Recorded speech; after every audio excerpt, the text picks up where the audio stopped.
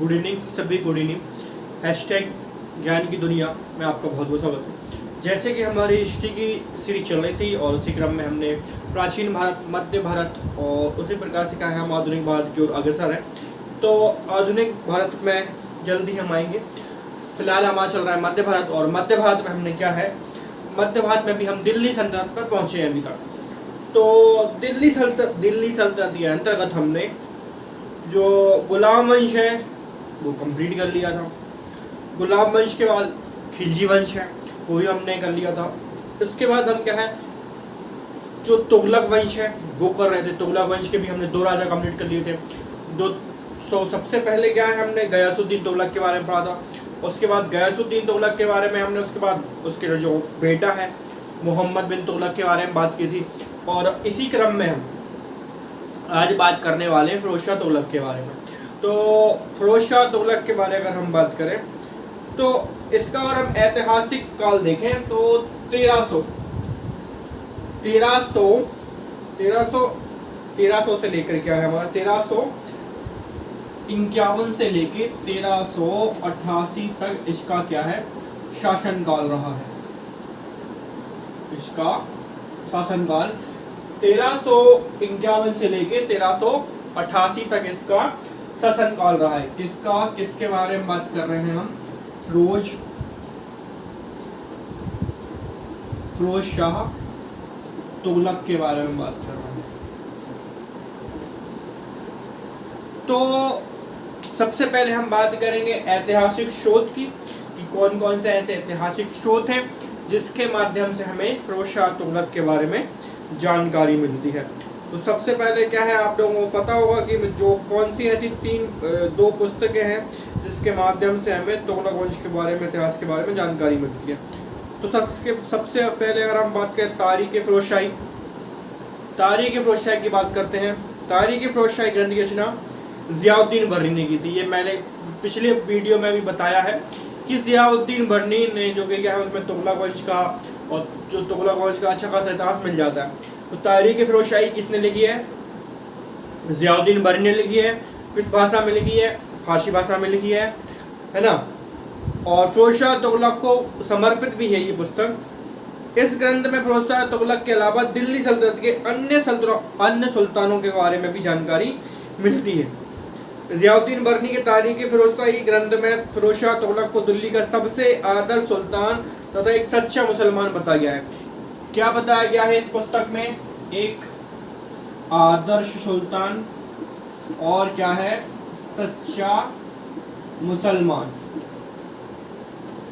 तो 2 चीजें इस पुस्तक के अंतर्गत बताई गई हैं। कौन सी, तारीख फिरोज शाही किसने लिखी है, ज़ियाउद्दीन बर्नी लिखी है। इसमें तुगलक वंश के साथ साथ दिल्ली में जितने सुल्तान रहे हैं उनके बारे में भी क्या है, कई महत्वपूर्ण घटनाओं की जानकारी तारीख फिरोज शाही में दी है। किसने लिखी है, ज़ियाउद्दीन बर्नी ने लिखी है। और इसमें 2 बातें कही गई हैं। एक तो क्या है कि एक आदर्श सुल्तान बताया है दिल्ली सल्तनत का, और दूसरा एक सच्चा मुसलमान बताया गया। आगे बात करते हैं, आगे दूसरी पुस्तक की बात करते हैं। ये पहली पुस्तक हो गई हमारी। दूसरी पुस्तक की बात करें, तारीख फिरोज शाही, ये किसने लिखी है, ये लिखी है शम्स ए सिराज आसिफ ने लिखी है ये। और इस ग्रंथ को क्या है, फिरोज शाही तुगलक की जीवनी भी माना जाता है, क्योंकि इस ग्रंथ में फिरोज शाही तुगलक के जीवन की समस्त घटनाओं को लिख किया गया है। शम्स ए सिराज के द्वारा लिखी गई इस ग्रंथ में फिरोज शाह तुगलक के शासनकाल को आर्थिक दृष्टि से सबसे महत्वपूर्ण बताया गया है। देखो ये लिखा है किसने, शम्स ए सिराज। कौन सी पुस्तक है, तारीख फिरोज शाही।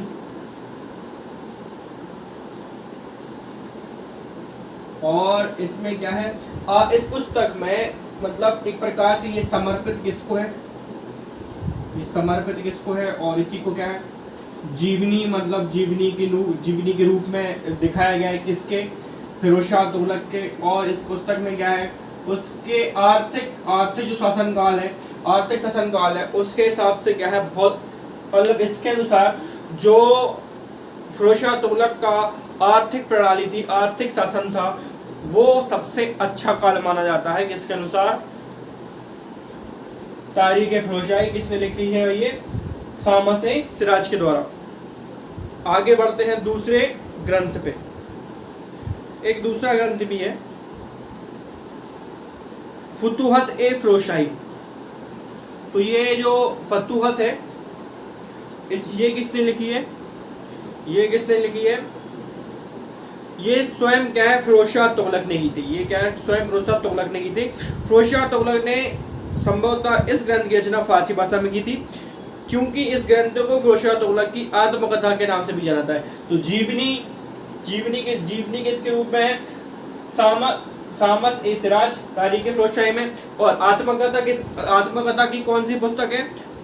फतूहात ए फिरोजशाही, जो कि क्या है खुद मोहम्मद फिरोज शाह ने लिखी थी। और इसमें फिरोज शाह तुगलक ने स्वयं को एक आदर्श सुल्तान और एक सच्चा मुसलमान करने की क्या है कोशिश की है।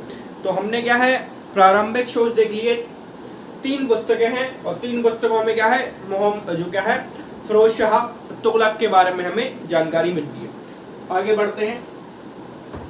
अब क्या है थोड़ा सा प्रारंभिक जीवन की बात करते हैं मोहम्मद बिन तुगलक के, कि प्रारंभिक जीवन कैसा था, जन्म कब हुआ और कैसे कैसे आगे चीजें हुई। तो अगर हम प्रारंभिक जीवन की बात करेंगे तो जन्म कब हुआ? जन्म हुआ 1309 में। जन्म कब हुआ? 1309 में हुआ। और कहाँ पर हुआ भैया? आधुनिक पाकिस्तान के सिंध में। कहाँ हुआ था? सिंध और आधुनिक पाकिस्तान। यहाँ तक शॉर्ट में पीके भी लिख दूं, आधुनिक पाकिस्तान में। फिरोज शाह तुगलक का वास्तविक नाम क्या था? कमलुद्दीन फिरोज। जो फिरोज शाह तुगलक का वास्तविक नाम था वो क्या था? कमलुद्दीन फिरोज था। फिरोज शाह तुगलक के पिता मलिक रज्जब था। मलिक रज्जब को गयासुद्दीन तुगलक का छोटा भाई माना जाता था। मतलब गयासुद्दीन जो थे का छोटा भाई माना जाता था। मलिक रज्जब, उनको गयासुद्दीन का तुगलक का छोटा भाई माना जाता था। तो मान के चलो छोटा, मतलब ये कृपा से उनके चाचा हुए। फिरोज शाह तुगलक की माता का नाम क्या था? बेबी ज़ैला या बीबी नाला था। बीबी ज़ैला अबूहर आधुनिक पाकिस्तान के पंजाब में राजा रणमल की पुत्री थी। मोहम्मद बिन तुगलक के शासनकाल में फिरोज शाह तुगलक को अमीर हाजिब, दरबारी अधिकारी तथा सुल्तान से मिलने वाले लोगों की जांच करने वाले का पद प्रदान किया गया। तो जब मोहम्मद बिन तुगलक का शासन था तो फिरोज शाह तुगलक को अमीर हाजिब, जब मैं बात कर रहा था कि इसके पहले हमने कौन सा शासक पढ़ा था, इसके पहले हमने मोहम्मद बिन तुगलक पढ़ा था। तो मोहम्मद बिन तुगलक के शासनकाल के अंतर्गत जो फिरोज शाह तुगलक है उसको एक बहुत ही महत्वपूर्ण पद दिया गया था, और उस पद का नाम क्या था? अमीर हाजिब, जो कि क्या है दरबारी तथा सुल्तान से मिलने आए लोगों की जांच करने वाला होता था। तो मार्च 1351 में आधुनिक पाकिस्तान के सिंध में जवार बुखार के कारण क्या होता है? 1351 में आधुनिक पाकिस्तान के सिंध में जवार बुखार के कारण मोहम्मद बिन तुगलक की मृत्यु हो जाती है। इसके बाद वहीं पर फिरोज शाह तुगलक को दिल्ली का सुल्तान घोषित कर दिया जाता। तो किसी कारणवश जब मोहम्मद बिन तुगलक बुखार से 1351 में उनकी मृत्यु हो जाती है, तो वहीं पर क्या है मोहम्मद बिन तुगलक के स्थान पर फिरोज शाह तुगलक को दिल्ली का नया सुल्तान घोषित कर दिया जाता है। मार्च 1351 में फिरोज शाह तुगलक का पहला राज्याभिषेक सिंध में हुआ था।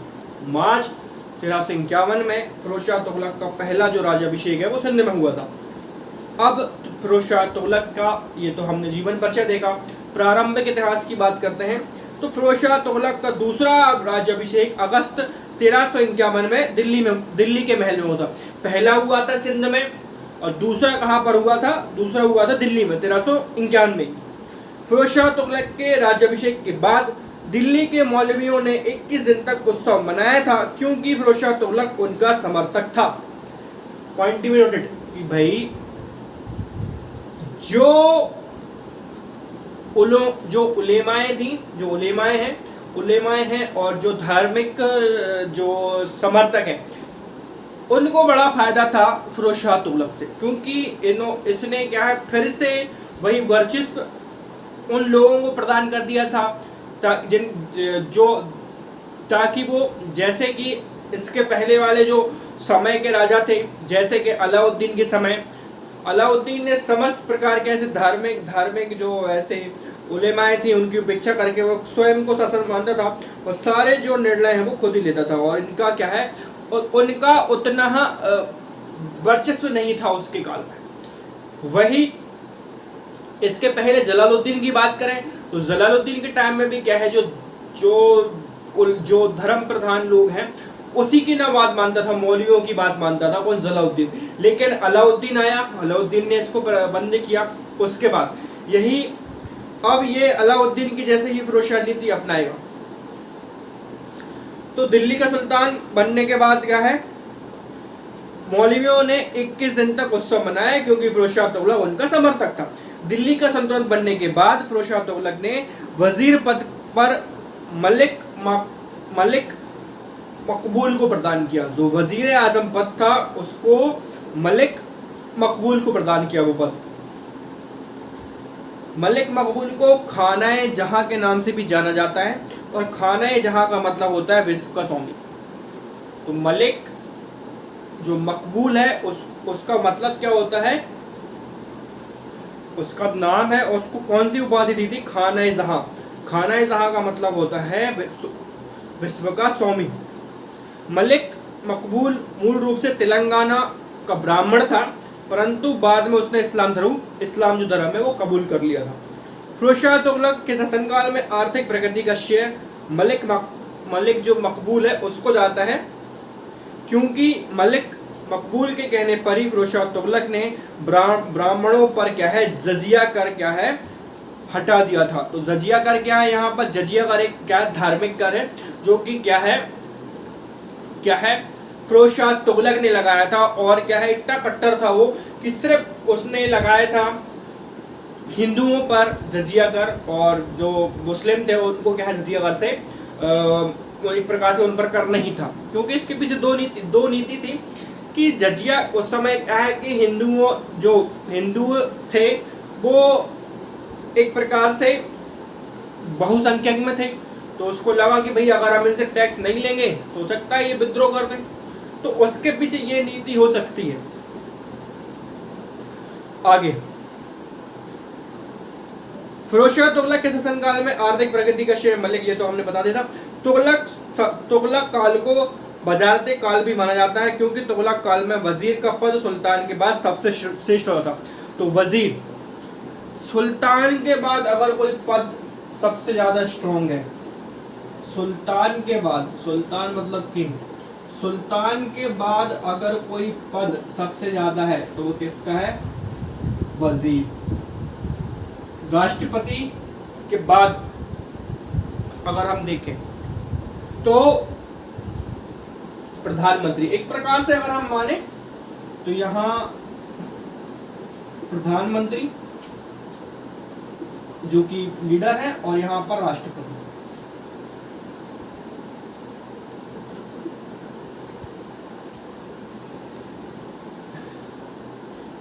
काम पावर ऑफ द सबके अलग अलग यहाँ पर अगर हम क्या बोलते हैं आधुनिकता से कंपेयर नहीं करेंगे, बट क्या है मैं सिर्फ यहाँ को आपको समझाने के लिए बता रहा हूँ। बाकी दोनों अपने आप में मतलब अपने अलग अलग पावर रखें।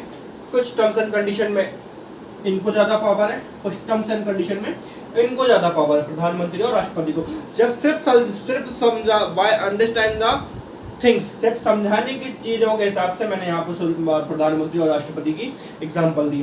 तो सुल्तान के बाद जो सबसे मुख्य पद था वो वजीर का था। तो इसी कारण से क्या है, इसको वजारत काल भी कहा जाता है, क्योंकि इस काल में ही क्या है, वजीर का जो पद है वो क्या है, एक प्रकार से उजाले में आया। आगे फिरोज शाह तुगलक के शासनकाल की प्रमुख विशेषता उसकी राज्यस्थ व्यवस्था को माना जाता है। फिरोज शाह तुगलक की राज्य व्यवस्था के बारे में सामस ए सिराज ने अपने तारीख फिरोजशाही ग्रंथ में लिखा है, देश के प्रत्येक घर में आवश्यकता अनुसार अनाज, फर्नीचर, सोना, चांदी उपलब्ध है और ऐसी कोई महिला नहीं है जिसके पास गहना ना हो। तो ये कितनी बड़ी बात कही है, किसके बारे में, जो फिरोज शाह तुगलक है उसके आर्थिक शासनकाल के बारे में। क्या कहा गया है कि देश के प्रत्येक घर में, मतलब अपने यहाँ की देश के प्रत्येक घर में आवश्यकता अनुसार अनाज है, मतलब जितना की पर्याप्त होना चाहिए, वो धन है, वो क्या है, वो अन्न है, वो फर्नीचर है, सोना है, चांदी है, और ऐसी कोई भी महिला नहीं है जिसके पास गहना ना हो। फिरोजशाही तुगलक के शासनकाल में राजस्व में 6 करोड़ 25 लाख तक पहुंच गया था, जो पिछले सुल्तानों की तुलना में बहुत अधिक था। मतलब अभी तक के जो दिल्ली सल्तनत के सुल्तान थे उनसे 6 करोड़ 25 लाख तक क्या है, राजस्व पहुंच गया था। इनसे तो ज्यादा ही था, मतलब जितने भी इससे प्रीवियस रहे, चाहे वो आप मोहम्मद बिन तुगलक लो, गयासुद्दीन तुगलक लो, या जिस खिलजी के जो शासन थे, जो हमारा अपना जो अलाउद्दीन खिलजी है, जलालुद्दीन खिलजी है, या इसके पहले की हम बात करें जो गुलाम वंश था। उसके बाद मोहम्मद बिन तुगलक के शासनकाल में जनता पर 24 कर लगाए गए थे। कितने कर लगाए थे? 24। परंतु फिरोज शाह तुगलक ने सभी करों को समाप्त कर केवल जजिया कर, जकात, खिर्ज और खुमस कर लगाया। मोहम्मद बिन तुगलक के समय में मतलब इसके जो प्रीवियस वाला राजा था उसके समय 24 कर लगाए गए थे। लेकिन क्या है, इसके बाद जो शासन कौन करता है, फिरोज शाह तुगलक, उसने क्या है, सभी करों को हटाकर कुछ चुनिंदा कर को ही बकाया मतलब लगाए रखा, जैसे कि जजिया कर, जकात कर, जो हमारा जो खिराज है वो वाला, और खुमश कर, ये सब क्या है लगे हुए थे, बाकी सबको हटा दिया था। तो एक एक करके देखते हैं कि कौन कौन से कर्ज, जैसे कि अगर हम बात करें खिराज कर के बारे में देखते हैं कि ये क्या है। तो अगर किसके बारे में बात करें, खिराज, तो खिराज कर के बारे में अगर बात करें तो यह भूमि कर होता था, जो क्या है उपज का 1/3 भाग लिया जाता था। कौन सा कर है भैया? ये भूमि कर है। कौन सा कर है? भूमि कर है। और उपज कर का 1/3 भाग लिया जाता था। उसके बाद दूसरी कर की बात करें तो जकात, ये जो जकात है ये पहला हो गया खिराज हो गया, दूसरा हो गया जकात। जकात कर है वो कौन सा कर है? यह संपत्ति कर, ये संपत्ति कर है, ये संपत्ति कर जो कि मुसलमानों से क्या है 2.5% के रूप में लिया जाता था। उसके बाद अगर हम बात करें जजिया कर, यह गैर मुस्लिम से लिया जाता था, धार्मिक था, परंतु ब्राह्मण और विकलांग इस कर से मुक्ति थे। तो जो ब्राह्मण थे वो विकलांग थे, वो क्या है इन करों को क्या है उसमें छूट दी गई थी फिरोज शाह तुगलक के द्वारा। उसके बाद फिरोज शाह तुगलक को दिल्ली सल्तनत का पहला सुल्तान माना जाता है, जिसने अपने वजीर मलिक मकबूल की सलाह से ब्राह्मणों पर जजिया कर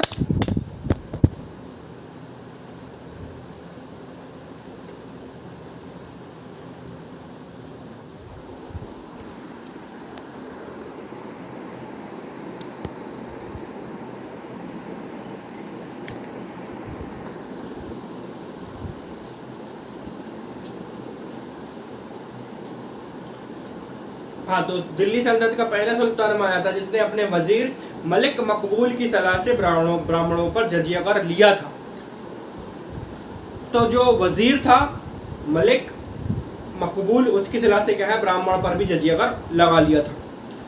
उसके बाद बात करते हैं खुमस जो कर है। यह कर उस धन पर लिया जाता था जो युद्धों से प्राप्त हुआ है, जमीन के अंदर मिला है या किसी से लूटा गया हो। समझ रहे हो? खुमस जो कर है उस धन पर लिया जाता था जो कि युद्ध से प्राप्त हुआ हो या किसी लूट से मिला हो या किसी अंदर से कहीं मतलब कहीं से भी अपर्याप्त मतलब अप्राकृतिक रूप से मिला हो वहीं से। फिरोज शाह तुगलक के शासनकाल में खुमस कर 1/5 भाग लिया जाता था, परंतु मोहम्मद बिन तुगलक के शासनकाल में 4/5 भाग लिया जाता था मोहम्मद तुगलक के समय पे। फिरोज शाह तुगलक को दिल्ली सल्तनत का पहला सुल्तान माना था जिसने एक नए हबे सर्व सिंचाई कर को लागू किया था। तो हबे सर्व सिंचाई कर के रूप में क्या है लागू किया था? हबे सर्व को उन किसानों से लिया जाता था जिनके खेतों की सिंचाई सरकारी नहरों से होती थी। फिरोज शाह तुगलक को दिल्ली सल्तनत का पहला सुल्तान माना जाता था जिसने राज्यों की संपूर्ण आमदनी का ब्यौरा ख्वाजाए हिसामुद्दीन से तैयार करवाया था। दोबारा से जागीरदारी प्रथा को शुरू करने का श्रेय भी फिरोज शाह तुगलक को ही प्रदान किया जाता है। जागीरदारी प्रथा के अंतर्गत राज्य के समस्त अधिकारियों को वेतन के तौर पर जागीरें दी जाती थी और उसी को जागीरदारी प्रथा कहा जाता था। तो यहाँ पर जागीरदारी प्रथा की बात करें तो जागीरदारी प्रथा क्या है? जागीरदारी प्रथा के अंतर्गत क्या है? समस्त राज्य के समस्त अधिकारियों को वेतन के तौर पर जागीर दी जाती थी। भैया राज्य के जितने अधिकारी थे ना उनको वेतन नहीं दिया जाता था, उनको जागीर प्रदान की जाती थी। तो जागीर किसको कहते हैं? उस जागीर का मतलब वो क्या होता है कि जैसे किसी जो राज्य में अधिकारी होते हैं और राज्य में अधिकारी उनको तो वेतन नहीं दिया जाता। तो जागीरदारी का मतलब हो गया कि भैया यहाँ जितनी भी जो भूमि है वो आप लो वसूली के रूप में, इसी को क्या है? जागीरदारी कहा जाता था। और जागीरदारी प्रथा इसी को कहा जाता था। इतलाक प्रथा की जो शुरुआत है उसका श्रेय भी फिरोज शाह तुगलक को ही प्रदान किया जाता है। इतलाक प्रथा के अंतर्गत एक पत्र सैनिक या अधिकारी को प्रदान किया जाता था जिसे वह लगान वसूल करने वाले अधिकारी को दिखाता था और उसे 50% लगान प्रदान किया जाता था। तो इतलाक प्रथा की जो अंतर्गत एक पत्र सेशन या अधिकारी को प्रदान किया जाता था जिसे वह लगान वसूलने वाले अधिकारी को दिखाता था और उसे 50% लगान प्रदान किया जाता था। इतलाक प्रथा के अंतर्गत अधिकारी बहुत भ्रष्टाचार करने लगे थे, परंतु फिरोज शाह तुगलक ने स्वयं ही उन्हें प्रोत्साहित किया था।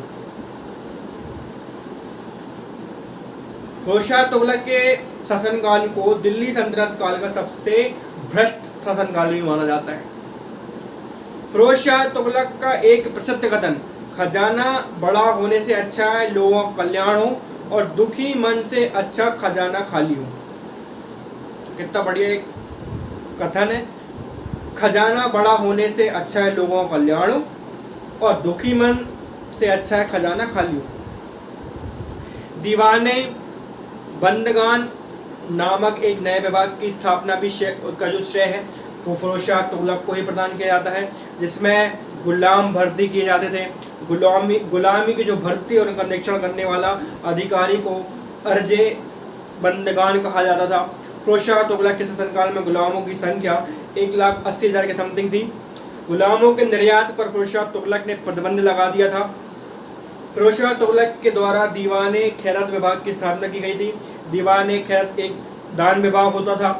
दीवाने एक खैरात का मुख्य काम गरीब, अनाथ तथा विकलांग बच्चों की देखभाल करना होता था। तो यहाँ पर एक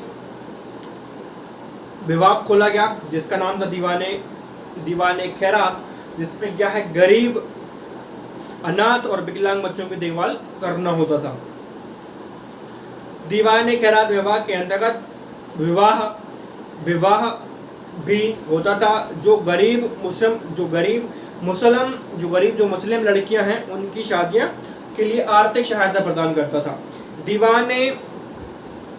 इस्तखा यह पेंशन विभाग होता था, जिसके अंतर्गत गरीब और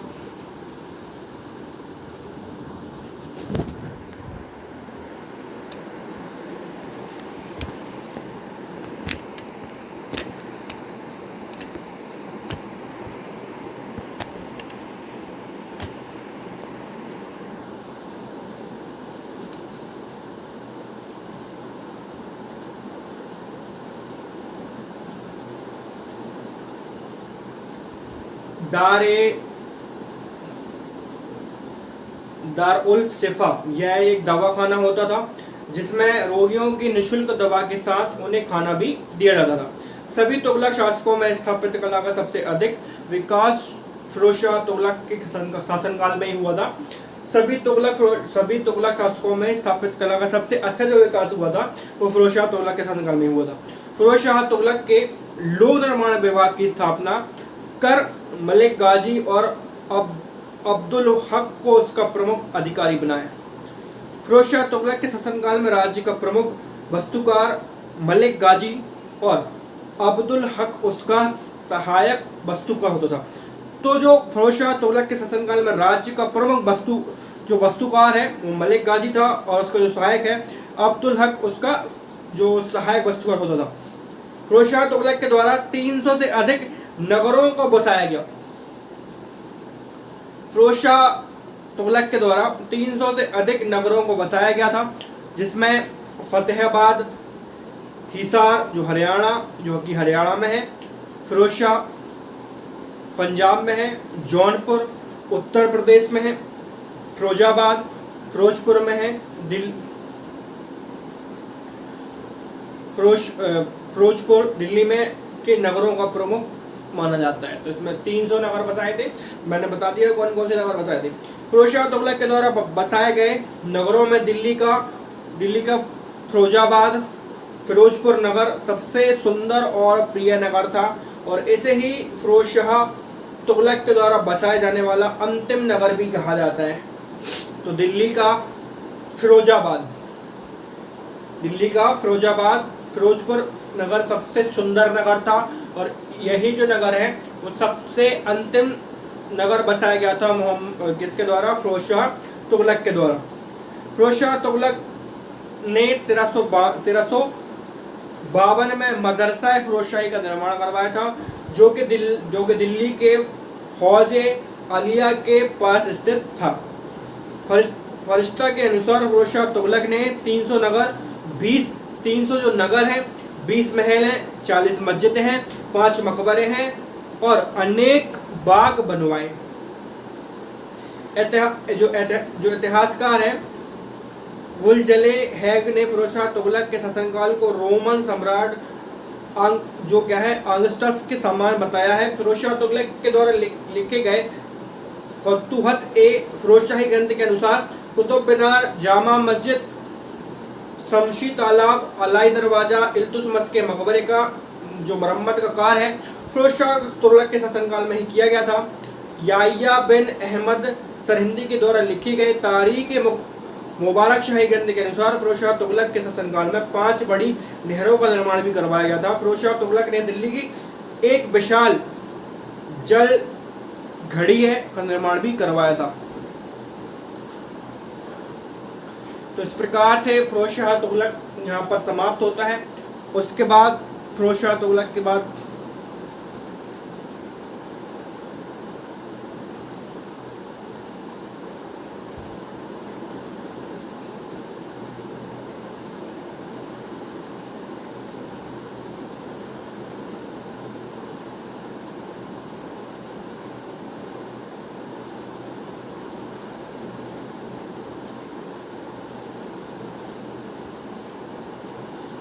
थोड़ा सा और है। फिरोज शाह तुगलक ने सम्राट अशोक के टोपरा और मेरठ स्तंभ लेख को दिल्ली में स्थापित किया था।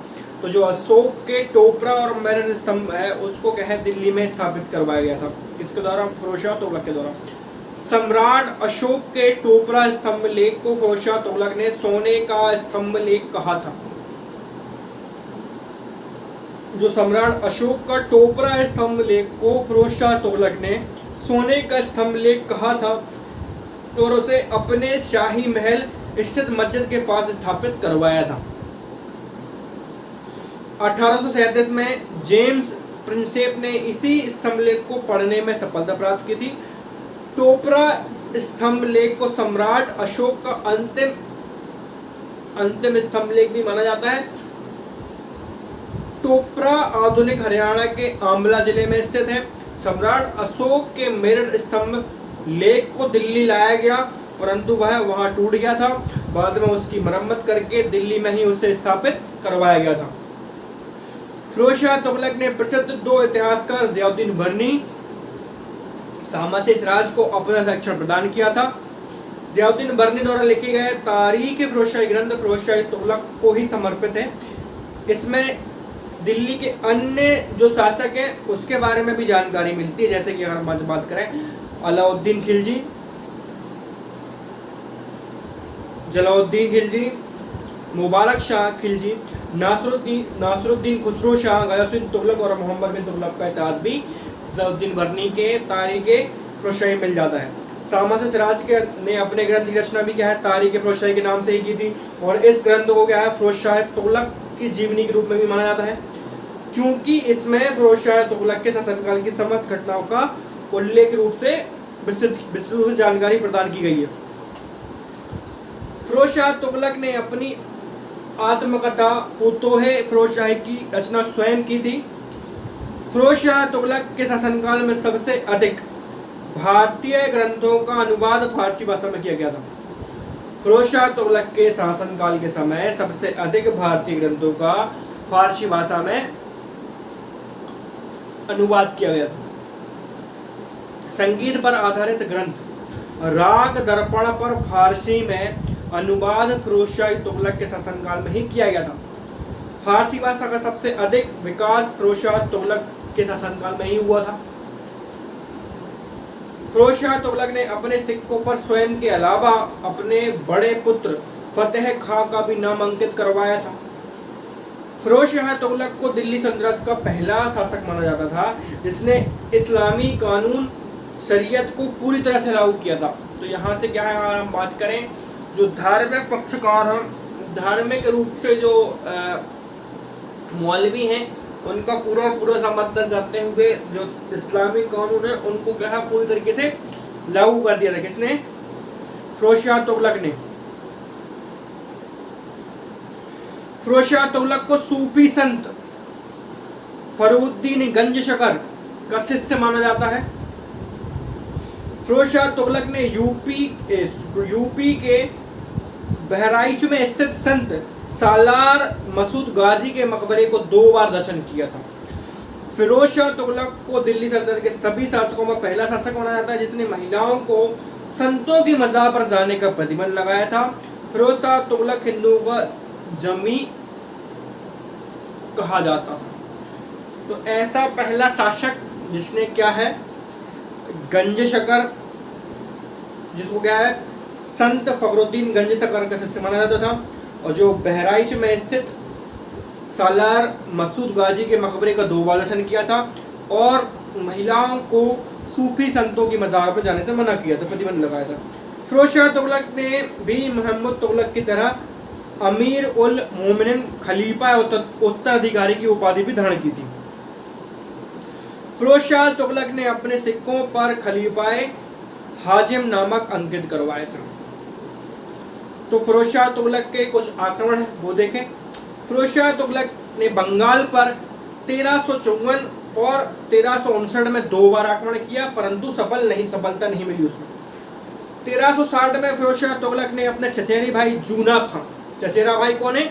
जूना खां, मोहम्मद बिन तुगलक की याद में जौनपुर नगर को बसाया, जो आज उत्तर प्रदेश का एक प्रसिद्ध शहर है। तो चचेरा भाई को जूना खां 1360 में मोहम्मद बिन तुगलक की याद में जौनपुर नगर को बसाया, जो कि क्या है आज उत्तर प्रदेश का एक बहुत बढ़िया शहर है। 1360 में फिरोजशाह तुगलक ने जाजनगर उड़ीसा पर आक्रमण किया, और उस समय जाजनगर के राजा वीर भानुदेव तृतीय थे। वीर भानुदेव ने फिरोजशाह तुगलक फिरोज शाह तुगलक के सामने क्या है आत्मसमर्पण कर दिया था। इस समय फिरोज शाह तुगलक ने पुरी के जगन्नाथ मंदिर की मूर्ति को तोड़ा था, क्योंकि उसे महमूद गजनी की तरह स्वयं को बुत सकीन कहलवाना पसंद था। मतलब बुतो मतलब होता है कि बुतों को मतलब क्या होता है कि जो मतलब मूर्ति पूजा ना करें एक प्रकार से। 1365 में फिरोज शाह तुगलक ने नगरकोट कांगड़ की ज्वाला देवी की मूर्ति को तोड़वाया था। वहां से प्राप्त लगभग 300 से अधिक ग्रंथों को फारसी में अनुवाद करवाया था। ज्वाला देवी मंदिर से प्राप्त ग्रंथों का फारसी भाषा में अनुवाद डेलायल ए फिरोजशाही के नाम से अजीउद्दीन खालिद ने किया था। 1367 में फिरोज शाह तुगलक ने ठट्टा आधुनिक पाकिस्तान के सिंध के शासक अलाउद्दीन जूना और सरुद्दीन बहवीन के प्रसिद्ध के विरुद्ध आक्रमण किया था। अलाउद्दीन जूना और सिरुद्दीन बहवीना ने फिरोज शाह तुगलक की सेना को पराजित कर दिया था, परंतु भुखमरी व महामारी के कारण दोनों के मध्य समझौता हो गया था और यह समझौता सूफी संत सैयद हुसैन बुखारी ने करवाया था। फिरोज शाह तुगलक का ठट्टा आक्रमण आखिरी आक्रमण माना जाता है। फिरोज शाह तुगलक के संपूर्ण शासनकाल में एकमात्र राज्यपाल शमसुद्दीन दमगानी, जो कि गुजरात का राज्यपाल था, उसने 1377 में विद्रोह किया था।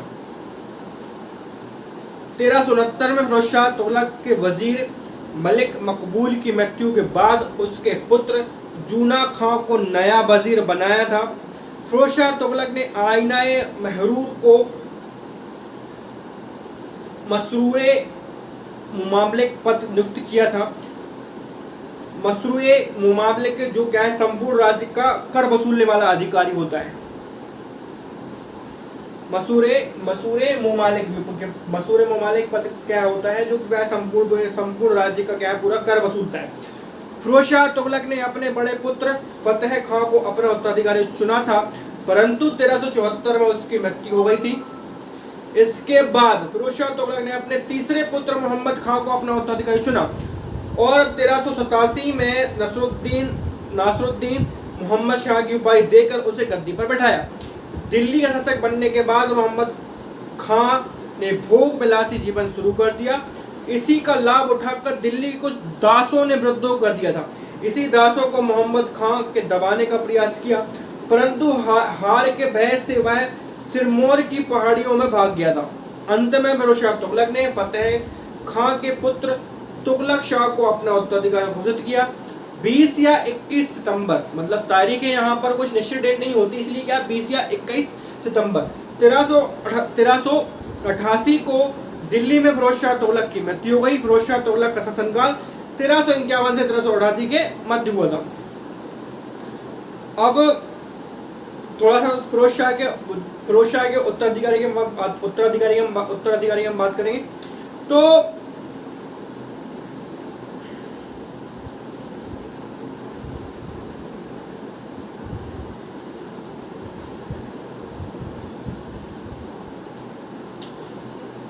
तुगलक शाह का इतिहास के बारे में बात करेंगे। तुगलक शाह का पूरा नाम गयासुद्दीन तुगलक शाह द्वितीय था। दिल्ली का शासक बनने के बाद क्या है, तुगलक शाह ने भोग विलास का जीवन शुरू कर दिया था। इसी कारण में अंत में उसका वध कर दिया गया था। तुगलक शाह का शासनकाल कब तक था? 1388 से 1389 के मध्य में, मतलब 1 साल का था, जो मतलब हमारा फिरोज शाह तुगलक के बाद बना था। कौन? तुगलक शाह, गयासुद्दीन तुगलक शाह द्वितीय। ये फिरोज शाह तुगलक के बाद का राजा था और 1 साल तक उसका शासनकाल था, क्योंकि इसके बाद सत्ता अपनाने के बाद उसने भोग विलास वाला जीवन चालू कर दिया था और 1 साल तक उसका सत्ता शुरू हुआ था। उसके बाद अबू बर्क शाह का इतिहास देखें तो तुगलक शाह के बाद दिल्ली का शासक अबू बर्क शाह को बनाया गया, परंतु संपूर्ण शासनकाल सिर्फ षड्यंत्रों में बीत गया और 1390 में अबू बर्क शाह को हटाकर मोहम्मद शाह को दिल्ली का शासक बनाया गया। अबू बर्क शाह का शासनकाल 1389 से लेकर 90 के मध्य में था, मतलब इसका भी एक साल का शासन था। नासिरुद्दीन शाह का इतिहास। नासिरुद्दीन शाह मोहम्मद शाह के नासिरुद्दीन मोहम्मद शाह के शासनकाल में अधिकतर राज्यों में स्वयं को स्वतंत्र घोषित कर दिया था। नासिरुद्दीन महमूद शाह का संपूर्ण जीवन विद्रोह को दबाने में बीत गया और जनवरी 1394 में उसकी मृत्यु हो गई। नासिरुद्दीन महमूद शाह का शासनकाल 1390 से 1394 तक चला, मतलब इसका 4 साल, पहले वाले का 1 साल, दूसरे वाले का 1 साल, तीसरे वाले का 4 साल। उसके बाद किसका आ गया? अलाउद्दीन सिकंदर शाह का। अलाउद्दीन सिकंदर शाह ने जनवरी 1394 में दिल्ली का सिंहासन पर बैठा था। अलाउद्दीन सिकंदर शाह का वास्तविक नाम हुमायूं था। अलाउद्दीन सिकंदर शाह की मृत्यु 1394 में हो गई थी। अलाउद्दीन सिकंदर का शासन 1 साल या एक साल की बजाय बात करें हम 1 माह 15 दिन था। अलाउद्दीन सिकंदर शाह के उसके बाद उसके छोटे भाई नासिरुद्दीन महमूद को दिल्ली का शासक बनाया गया था। तो इस प्रकार से क्या है, दिल्ली का जो तुगलक वंश है वो समाप्त होता है। तुगलक वंश के बाद हम आगे बढ़ेंगे सैयदबंद लोधी वंश, और इसके बाद इस प्रकार से हम क्या है दिल्ली सल्तनत को पूरा खत्म कर लेंगे। तो इस प्रकार से ये तुगलक वंश के बारे में जानकारी थी, फिरोज शाह तुगलक के बारे में जानकारी थी, और उसके बाद हम आगे बात करेंगे सैयदबंद लोधी वंश, और एक प्रकार से बात मुगल सल्तनत, और मुगल सल्तनत के बाद हम बात करेंगे जो भारत पे जो ब्रिटिश राज थे उसके बारे में। और इस प्रकार से क्या है जल्दी हमारा दिल्ली सल्तनत खत्म होने वाला है। उसके बाद फिर मुगल पे बढ़ेंगे, और मुगल के बाद क्या है आधुनिक भारत को हम स्टार्ट कर देंगे। तो तब तक के लिए टिल देन देखते रहिए #निशु ज्ञान की दुनिया।